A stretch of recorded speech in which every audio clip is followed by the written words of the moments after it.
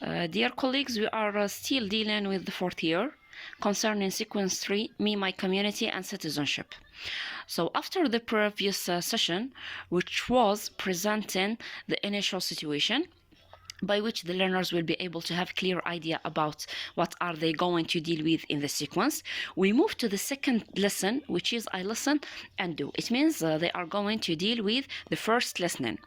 We start by mentioning the objective of this lesson, which is by the end of the lesson, my learners will be able to listen to a piece of advice, gather information, analyze this information, and give their opinion. In this lesson, we are going to deal with the PDP framework. It means pre-listening, while listening, and post-listening. So on the first stage, which is the warm-up or the pre-listening, we are going to start by asking some questions in order to attract our learners' attention and pave the way to the new lesson. Here we have the listening script represents a letter which is written by a mother to her daughter, Jane. The name of her daughter is Jane. The mother is given pieces of advice to her daughter. We are going to start by asking questions concerning family. For example, do you love your parents? Can you listen carefully to their pieces of advice? Can you share with us some pieces of advice your parents always give you?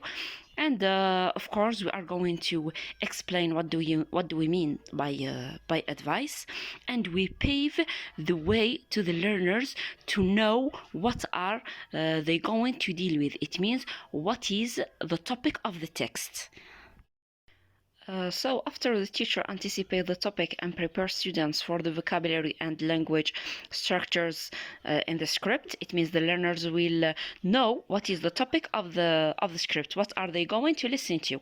The teacher asks the learners to listen and do the tasks. As I did here, I have task number 1, by which the learners are going to say to listen and say whether the sentences are true or false.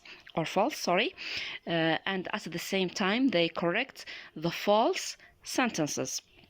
Here we have 3 or 4 sentences maximum, and we move to the task number 2, which is related to lexes. So in this stage, the teacher represents tasks in which the learners can reflect about in terms of lexes and comprehension.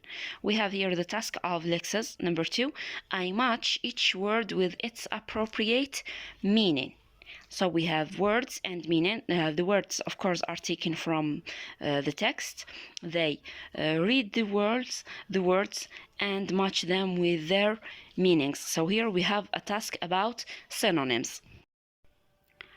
So task number 2 contains 2 parts, A and B.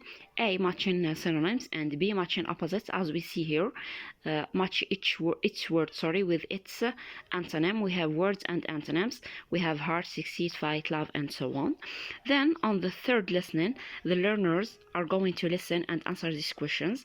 The teacher may use any questions according to their learners' level, as I did here. For example, I have here 4 or 5 questions. I have what kind of persons does the mother wants her daughter to be? So on the first one, they are going to choose the correct answer, and the rest they are going to listen and answer questions. We have, of course, WH questions and yes or no questions. Then when we finish the third task, we are going to move to stage 3, which is the post-listening. Here we reached the last stage, which is the post-listening. And generally, for the better understanding of learner, we must deal with this lesson of listening in 2 sessions. One session we deal with pre and while listening, and on the second session we are going to deal with the post-listening. Because generally 1 hour it's not enough to present the whole lesson.